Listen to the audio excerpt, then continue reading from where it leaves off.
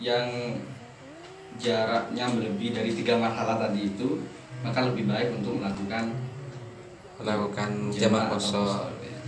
Nah, lebih afdol. Lebih afdol tunggu teman-teman yang dari Pontianak atau yang dari Madura yang jarak tempuhnya lebih dari 3 marhalah, lebih baik untuk melakukan jamak qashar mumpung ada rukhsah.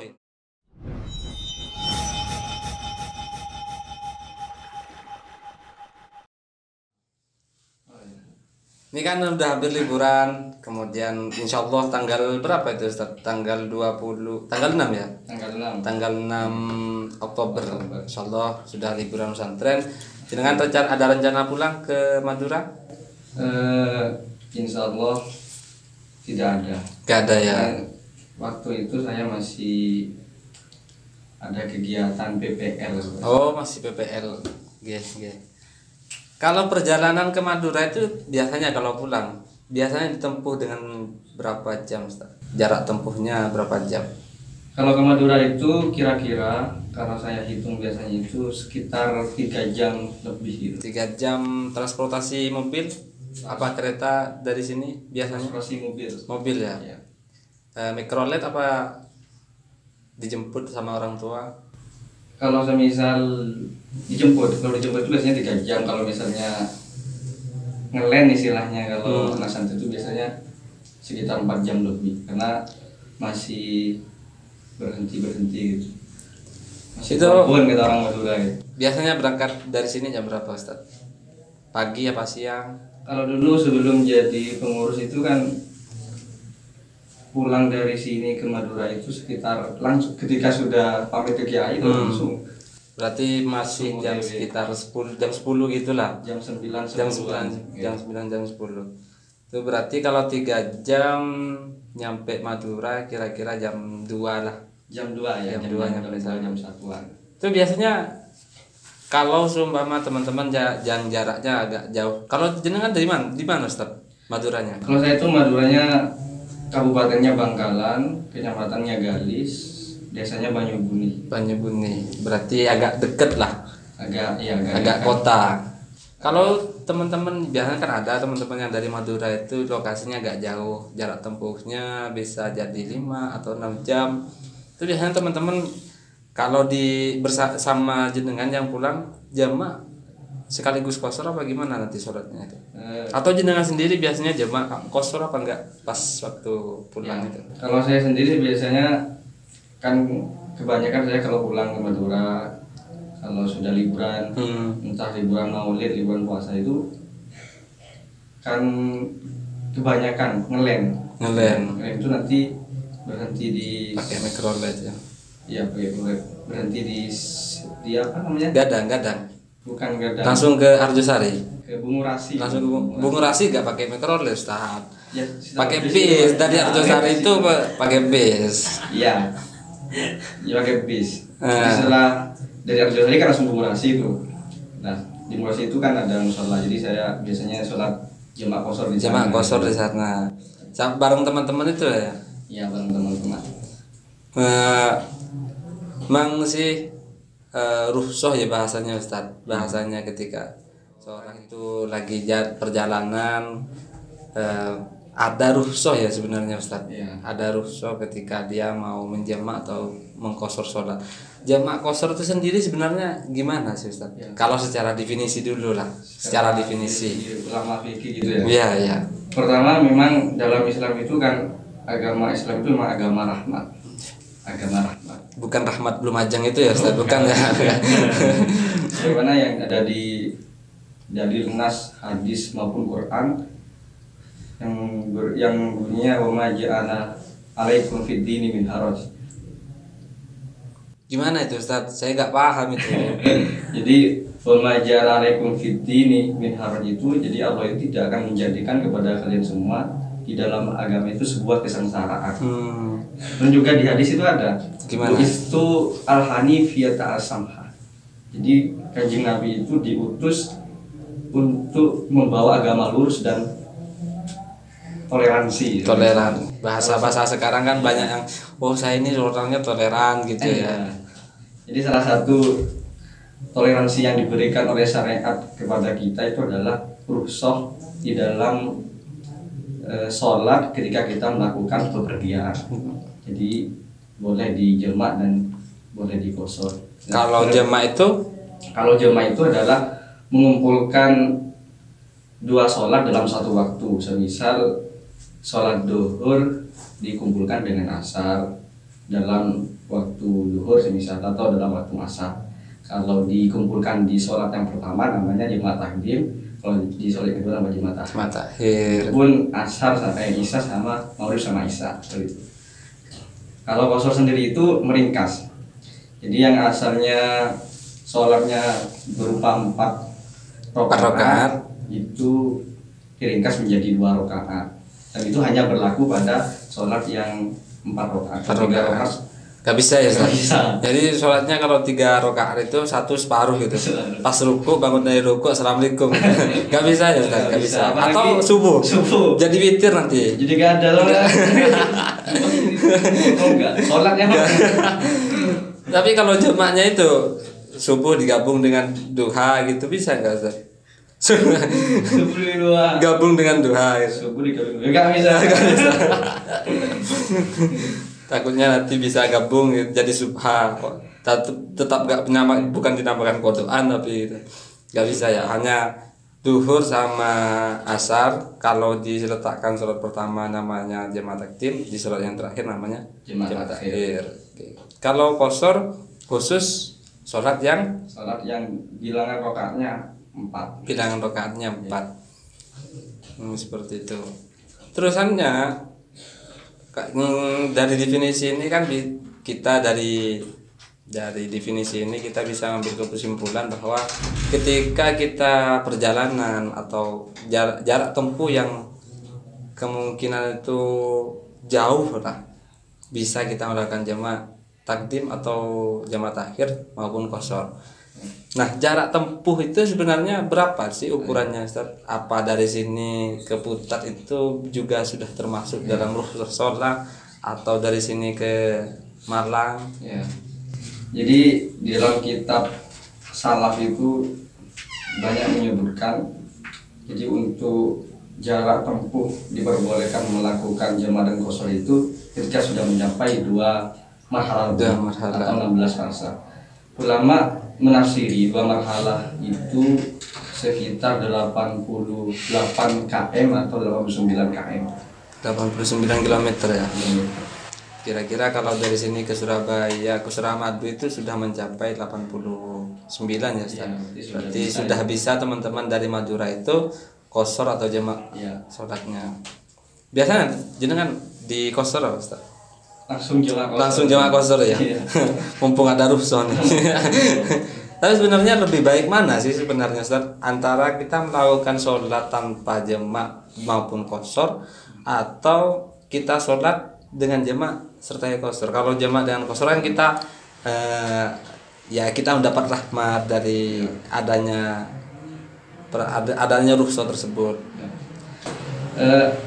Mengutip dari karangan Syekh Ibrahim Al-Bajuri di dalam kitab karangan Al-Bajuri, di sana beliau menjelaskan bahwa dalam melakukan hukum dalam melakukan jamak dan qashar itu ketika bepergian itu ditafsir. Ya. Pertama, dia mengatakan wajib melakukan jamak dan qashar ini ketika waktunya sudah mepet, sudah sempit. Jadi waktu itu hanya ketika dilakukan dengan sholat sempurna, semisal duhur 4 rakaat, asar 4 rakaat, itu tidak cukup. Jadi ketika misal melakukan sempurna seperti itu akan keluar waktunya. Berarti seumpama saya berangkatnya jam berapa ya? Jam 2 lewat 45 menit ya, asalnya jam 3. Ya. Jamak takhir lah. Mau di jamak takhir ke sholat asarnya, Ustaz. Seumpama tidak nutut di sholat zuhur maka di jamak. Tapi harus ada azam enggak, Ustaz, ketika saya ingin mengumpulkan sholat saya, menjamak sholat saya? Jika dalam jamak takhir itu salah satu syaratnya adalah niat menjamak atau mengakhirkan sholat di waktu sholat yang pertama. Semisal di waktu sholat zuhur kita azam niat di dalam hati bahwa kita melakukan jamak takhir di sholat asar nanti. Nah, untuk bagi tadi kan masih ditafsir itu Ustaz. Ya. Ada yang mengatakan haram ketika waktunya tidak cukup. Jika melakukan sholat sempurna. Melakukan sholat sempurna tidak cukup. Yang kedua adalah lebih baik di jamaah atau di qashar. Ini ketika perjalanannya sudah menempuh 3 marhalah atau lebih. Ini nanti hukumnya afdal atau sunnah untuk di jamaah atau di qashar. 3 marhalah lebih ini kalau tafsirannya ulama mengatakan 142 Ya. Berarti dari kedua kesimpulan tadi bahwa ya memang harus lebih baiknya di jamaah atau di qashar ya Ustaz. Ada yang lebih baik jamaah qashar, ada yang wajib. Tapi juga ada yang lebih baik sholat sempurna. Lebih baik sholat sempurna. Ketika situasinya tidak lebih dari 3 marhalah, tapi tidak kurang dari 2 marhalah. Kan caranya tadi bisa di jamaah dan di qashar ketika sampai 2 marhalah. Kalau di tengah antara 3 marhalah dan di atas 2 marhalah ini makruh kalau misalnya di jamaah atau di qashar. Jadi lebih baik sholat sempurna. Lebih baik sholat sempurna. Kalau kurang dari 2 berarti kan nggak boleh. Ya.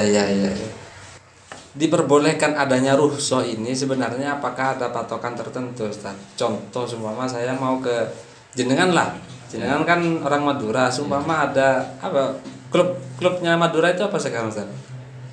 Madura United ya. Madura United kan fan-nya jenengan, salah satu fan jenengan ya. Madura United. Seumpama jenengan dari sini mau ke Madura, tujuannya bukan pulang, tapi lihat Madura United. Yang di dalamnya itu kan nggak mungkin, di dalam stadion kan nggak mungkin semuanya perempuan tuh pakai kerudung ya kan Ustaz. Ya gimana menurut jenengan? Apakah itu merupakan perjalanan yang diperbolehkan untuk melakukan rukhsah atau bagaimana? Jadi memang dalam satu syarat jamaah dan qashar itu tujuan perjalanannya itu bukan karena maksiat. Bukan karena maksiat. Nah, di situ ulama memberi perincian. Pertama, ada istilah asi bis safar, ada asi bis safar fis safar, ada asi fis safar. Jadi yang dimaksud dengan asi bis safar itu memang dari awal tujuannya adalah untuk melakukan kemaksiatan. Dari awal itu memang pokok saya mau, kalau yang dulu itu di Surabaya kan yang rame-rame itu masalah doli ya. Pokok saya mau ke doli gitu. Nah, iya. Atau yang di daerah Batu itu. Ya. Saya lupa. Sanggoriti. Ya, Nah, saya pokoknya sekarang saya mau ke Sanggoriti. Berarti itu memang dari awal sudah safar tujuannya memang maksiat ya Ustaz. Iya. Itu tidak boleh. Enggak boleh, mutlak ya Ustaz. Mutlak. Tapi juga ada ruang nanti untuk bisa melakukan jamaah dan qashar. Artinya apa? Artinya ketika nanti kita dari awal niatnya untuk bermaksiat, tapi di pertengah jalanan niat kita berubah. Artinya kita bertobat di situ. Nah, maka dalam kasus ini kita diperbolehkan untuk jamaah qashar. Asalkan dari tempat kita bertobat itu sampai ke tujuan itu sudah sampai jarak tempuh jamaah qashar tadi 2 marhalah tadi. Berarti semua dari sini tujuannya ke mana, ke Surabaya itu ke Doli, kok sampai Putat berubah. Kan kalau dari Putat ke Surabaya ke Sunan Ampel loh Ustaz. Ke Sunan Ampel kan jaraknya sudah cukup untuk melakukan jamaah qashar. Berarti itu boleh melakukan jamaah qashar. Tapi kalau seumpama taubatnya itu dimulai dari Sidoarjo kan nggak cukup Ustaz. Nggak cukup. Iya, maka tidak diperbolehkan. Nggak boleh. Bagian yang kedua tadi gimana Ustaz? Yang kedua itu adalah asi bis safar. Jadi tujuannya itu untuk melakukan kemaksiatan, yang awal mulanya tujuan itu melakukan ketaatan. Oh, ketaatan.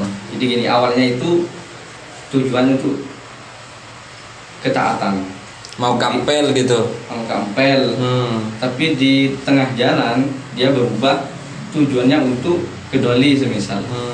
Atau mau begal gitu ya Ustaz. Begal gitu. Itu boleh apa enggak Ustaz? Nah, itu juga tidak diperbolehkan. Enggak Cuma diperbolehkan. ada ruang juga nanti bisa diperbolehkan. Ruangnya apa? Ya, tadi itu tobat.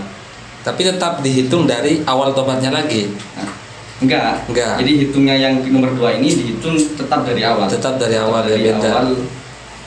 Dari awal dia berangkat ya, Iya, Ustaz, berangkat. sampai ke apel seumpama. Bukan mahalahnya itu dihitung dari situ. Misalnya berangkat dari Ganjar, di Domba tetap di dari Ganjar, bukan dari dimana dia ingin melakukan maksiat. Iya. Untuk bagian yang ketiga, Yang ketiga itu asif safar. Jadi melakukan kemaksiatan di tengah perjalanan. Itu sudah melakukan, bukan berniat lagi. bukan sudah niat ya, melakukan. sudah melakukan. Semisal ingin haji, ingin berangkat ibadah haji ke Maka Mekah. Ketika sampai di pertengah jalan, kok malah dia zina misalnya. semua sampai Jakarta kan. Nah, Dari sini kan berangkat semua sampai Zina. transit di Jakarta. Oh zina. Tapi tetap tujuannya tetap untuk melakukan ibadah haji, terus melakukan tujuannya itu, terus memenuhi tujuannya itu. Nah, yang seperti ini masih ada rukhsah untuk melakukan Jamaah Jamaah kosor. qashar. Kalau seumpama dari sini ke Makkah mungkin masih jauh, Ustaz. Iya. Nah, seumpama kalau dari sini ke Surabaya lah, tetaplah Surabaya, Iya. Kampel. Dari sini saya sudah niat mau Kampel di pertengahan ziarah makam Sunan Ampel sampai di Malang. Saya seumpama zina, naudzubillah ya Ustaz, Iya. atau kototorik begal gitu. ya, Sudah melakukan, bukan niat lagi. Apa Iya. nanti ketika seumpama saya tobat, nanti dihitungnya dari awal sini atau dihitung setelah saya tobat enggak, itu? tetap dihitung dari dia berangkat. Tetap dihitung dari dia berangkat. perbedaannya Ustaz dari pembagian yang kedua dan yang ketiga.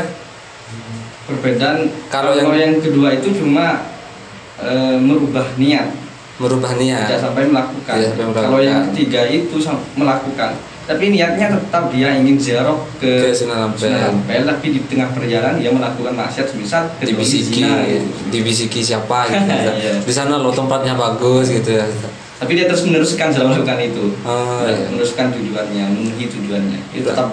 tetap ada rukhsah untuk melakukan jamaah dan musa. Berarti dari semua pembagian ASI di dalam perjalanan itu masih ada peluang untuk melakukan jamaah qashar ya. Iya. Kecuali ketika yang pembagian pertama kan dari awal memang tujuannya maksiat, terus memang tujuannya maksiat berarti setelah dia bisa melakukan rukhsah, dimulainya rukhsahnya itu ketika dia niat tobatnya, Ustaz. Niat tobatnya.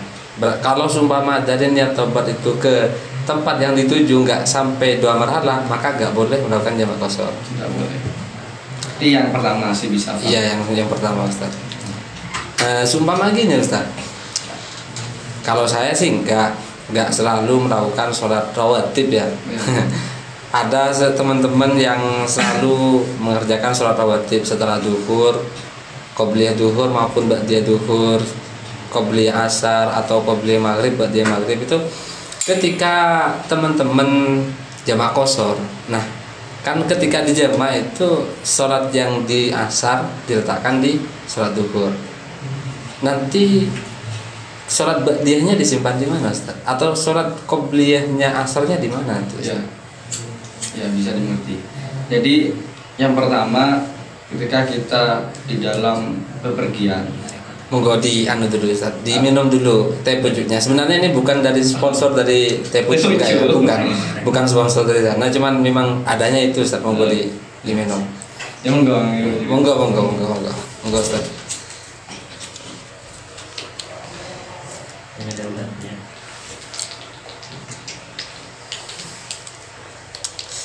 Lumayan manis. Semanis senyummu. Loh, begitu.